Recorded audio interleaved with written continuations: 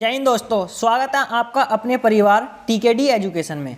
तो आज हम पढ़ने वाले हैं आईपीसी की धाराएं, जो असिस्टेंट ऑपरेटर के हर शिफ्ट में 4 से 5 क्वेश्चन पूछे जा रहे हैं।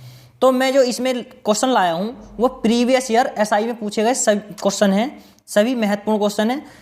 तो चलिए स्टार्ट करते हैं। पहला क्वेश्चन, जानबूझकर अपराध करने के लिए किसी व्यक्ति की मदद करने के कार्य को क्या कहा जाता है? तो इसका राइट आंसर होगा दुष्प्रेरण। दुष्प्रेरण क्या होता है? जानबूझकर अपराध करने के लिए किसी व्यक्ति की मदद करने के कार्य को दुष्प्रेरण कहा जाता है। भारतीय दंड संहिता 1860 की धारा 107 और 120 उकसाने की बात करता है। धारा 107 के अनुसार सामान्य तौर पर दुष्प्रेरण का अर्थ है आपराधिक इरादों को अंजाम देने के लिए उकसाना, मदद करना या प्रोत्साहित करना। नेक्स्ट क्वेश्चन, जो कोई भी से कम आयु के पुरुष को बहकाता है उसे व्यभिचार करने वाला कहा जाता है। तो इसका राइट आंसर होगा, यानी कि किस उम्र से कम आयु के पुरुष को बहकाने का जो है उसे व्यभिचार कहा जाता है। तो इसका राइट आंसर हो जाएगा ऑप्शन नंबर डी, 16 वर्ष। कोई भी व्यक्ति 16 वर्ष से कम आयु के पुरुष को बहकाता है तो उसे व्यभिचार करने वाला कहा जाता है। नेक्स्ट क्वेश्चन, भारतीय दंड संहिता की आईपीसी की धारा 53 किस विषय में संबंधित है? यानी कि जो धारा 53 है, आईपीसी की धारा 53, वो किससे संबंधित है? तो इसका राइट आंसर हो जाएगा ऑप्शन नंबर डी, यानी कि दंड से। नेक्स्ट क्वेश्चन, भारतीय दंड संहिता की किस धारा में राजद्रोह को परिभाषित किया गया है? तो इसका राइट आंसर हो जाएगा ऑप्शन नंबर डी, धारा 124A। धारा 124A में राजद्रोह को परिभाषित किया गया है। नेक्स्ट क्वेश्चन है, पत्नियों, बच्चों और माता पिता के भरण पोषण के लिए आदेश सीआरपीसी की धारा किसके अंतर्गत आता है? यानी कि जो पत्नी, बच्चों और माता पिता का जो भरण पोषण है सीआरपीसी की किस धारा के अंतर्गत आता है? तो इसका राइट आंसर हो जाएगा ऑप्शन नंबर ए, धारा 125। धारा 125 में इसके बारे में कहा गया है। नेक्स्ट क्वेश्चन है, डकैती करना कहा जाता है जब भारतीय दंड संहिता के अंतर्गत लूट संयुक्त रूप से कितने व्यक्तियों द्वारा की जाती है? यानी कि कितने व्यक्तियों द्वारा संयुक्त रूप से लूट करी जाती है, जिसे डकैती कहा जाता है। तो इसका राइट आंसर हो जाएगा ऑप्शन नंबर बी, 5 व्यक्ति। यानी कि 5 व्यक्ति या उससे अधिक व्यक्ति एक साथ मिलकर लूट करते हैं तो उसे डकैती कहा जाता है। नेक्स्ट क्वेश्चन है, के तहत राष्ट्रीय मानवाधिकार आयोग के पास तलाशी और जब्ती की शक्ति होती है? यानी किस आईपीसी की किस धारा के अंतर्गत जो मानवाधिकार आयोग है उसके पास तलाशी और जब्ती की शक्ति होती है? तो इसका राइट आंसर हो जाएगा ऑप्शन नंबर डी, 100। यानी कि आईपीसी की धारा जो 100 है उसके तहत राष्ट्रीय मानव अधिकार आयोग के पास तलाशी और जब्ती की शक्ति होती है। नेक्स्ट क्वेश्चन, भारतीय दंड संहिता वर्ष 1960 में लॉर्ड मैकाले द्वारा प्रारूपित संहिता का ये था संशोधित संस्करण है। इनमें से किस देश की दंड संहिता उसी प्रारूप पर आधारित है? तो इस सिंगापुर, ब्रुनेई और श्रीलंका, तीनों की जो है जो ये इसी प्रारूप पर आधारित है। नेक्स्ट क्वेश्चन,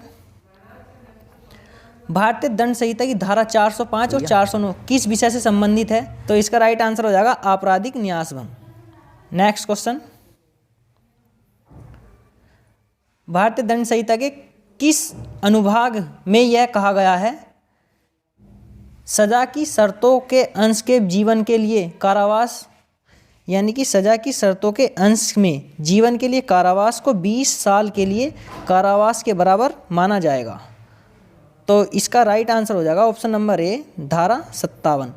भारतीय दंड संहिता 1860 की धारा 57 में यह कहा गया है कि सजा की शर्तों के अंश में जीवन के लिए कारावास को 20 साल के लिए कारावास की सजा माना जाएगा। नेक्स्ट क्वेश्चन, भारतीय दंड संहिता की धारा 307 का संबंध निम्न में से किससे है? जो भारतीय दंड संहिता की धारा है 307, उसका संबंध इसमें किससे है? तो इसका राइट आंसर हो जाएगा ऑप्शन नंबर बी, हत्या का प्रयास। नेक्स्ट क्वेश्चन, भारतीय दंड संहिता की धारा 304B के अंतर्गत दहेज मौत के लिए जिम्मेदार व्यक्ति को न्यूनतम कितने वर्ष की सजा देने का प्रावधान है? तो इसका राइट आंसर है ऑप्शन नंबर बी, यानी कि भारतीय दंड संहिता की धारा 304 बी के अनुसार जो कोई दहेज मृत्यु कारित करेगा वह कारावास से उसकी जो 7 साल की उसे सज़ा दी जा सकती है और किंतु उसे आजीवन कारावास भी हो सकता है। नेक्स्ट क्वेश्चन, भारतीय दंड संहिता की धारा 415 से 420 का संबंध किससे है? तो इसका राइट आंसर हो जाएगा धोखाधड़ी। यानी कि धारा जो 415 और 420 हैं उसके अंतर्गत धोखाधड़ी के अंतर्गत इसमें आती है। नेक्स्ट क्वेश्चन, भारतीय दंड संहिता के अनुसार इनमें से किस अपराध के लिए मृत्युदंड की सजा दी जा सकती है? पहला है धारा 121 भारत सरकार के विरुद्ध युद्ध की घोषणा, यानी कि कोई भी व्यक्ति भारत सरकार के विरुद्ध युद्ध की घोषणा करता है तो उसे धारा 121 के तहत मृत्युदंड की सजा दी जा सकती है। और बी है धारा 364 ए, यानी फिरौती के लिए व्यपहरण, तो इसमें भी उसे मृत्युदंड की सजा दी जा सकती है। नेक्स्ट क्वेश्चन, भारतीय दंड संहिता की धारा 375 और 376 में किसके विषय में है? तो इसका राइट आंसर हो जाएगा ऑप्शन नंबर बी, बलात्कार सहित दूसरे यौन अपराध। नेक्स्ट क्वेश्चन, राम गुस्से में श्याम को मारने का प्रयत्न करता है। राम गुस्से में श्याम को मारने का प्रयत्न करता है। श्याम को ऐसी स्थिति में प्राइवेट प्रतिरक्षा का अधिकार भारतीय दंड संहिता की किस धारा के अंतर्गत आता है? तो इसका राइट आंसर हो जाएगा ऑप्शन नंबर ए, यानी कि यदि कोई किसी को ज़बरदस्ती मारने का प्रयत्न करता है तो उसका जो प्राइवेट प्रतिरक्षा का अधिकार है भारतीय दंड संहिता 97 के अंतर्गत आता है। नेक्स्ट क्वेश्चन, महिला की लज्जा भंग करने से संबंधित हमला दंडनीय है। तो इसका राइट आंसर है ऑप्शन नंबर ए, भारतीय दंड संहिता में। नेक्स्ट क्वेश्चन, निम्न में से किसका संबंध आत्मरक्षा के अधिकार से है? इसका राइट आंसर हो जाएगा ऑप्शन नंबर ए, जयदेव बनाम स्टेट। जयदेव बनाम स्टेट 1962 के बाद का संबंध आत्मरक्षा से है। भारतीय दंड संहिता की धारा 96 से 106 तक प्राइवेट प्रतिरक्षा के अधिकार से संबंधित है। नेक्स्ट क्वेश्चन, भारतीय दंड संहिता की किस धारा में दंगा परिभाषित किया गया है? तो इसका राइट आंसर हो जाएगा ऑप्शन नंबर ए, धारा 159।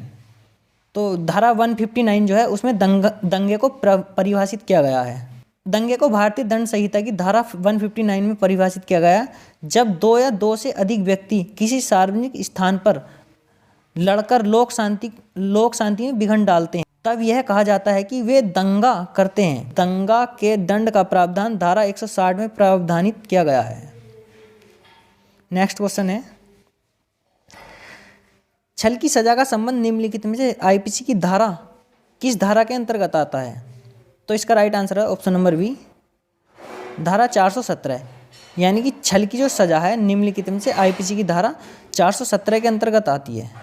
नेक्स्ट क्वेश्चन, आत्महत्या करने के लिए दुष्प्रेरण की सजा का प्रावधान आईपीसी किस धारा में किया गया है? यानी कोई किसी को आत्महत्या करने के लिए उकसाता है तो उसका जो प्रावधान किया गया है वो धारा 306 में किया गया है। यानी कोई हत्या करने का प्रयास करता है तो धारा 307 में है, और आत्महत्या करने का प्रयास करता है तो वो धारा 309 में है। नेक्स्ट क्वेश्चन, दहेज लेना एवं देना किस विधि के अंतर्गत अपराध है? तो इसका राइट आंसर है ऑप्शन नंबर ए, दहेज प्रतिषेध अधिनियम 1961। नेक्स्ट क्वेश्चन, दंड प्रक्रिया संहिता की किस धारा में विवाह के विरुद्ध अपराधों के लिए अभियोग को प्रावधानित किया गया है? यानी कि दंड संहिता में किस धारा में विवाह के विरुद्ध अपराधों के लिए अभियोग को प्रावधानित किया गया है? तो इसका राइट आंसर है ऑप्शन नंबर सी, धारा 198। नेक्स्ट क्वेश्चन, छल की सजा का संबंध निम्नलिखित में से आईपीसी की किस धारा से है? जो छल करता है उसकी सजा का संबंध जो है इसमें किस धारा के अंतर्गत आता है? तो इसका राइट आंसर है ऑप्शन नंबर बी, धारा 417। यानी कोई किसी के साथ छल करता है तो उसकी जो सजा का प्रावधान है धारा 417 के अंतर्गत आता है। तो ये थे आज के कुछ इंपॉर्टेंट क्वेश्चन। वीडियो पसंद आई हो तो वीडियो को लाइक करें, चैनल को सब्सक्राइब करें।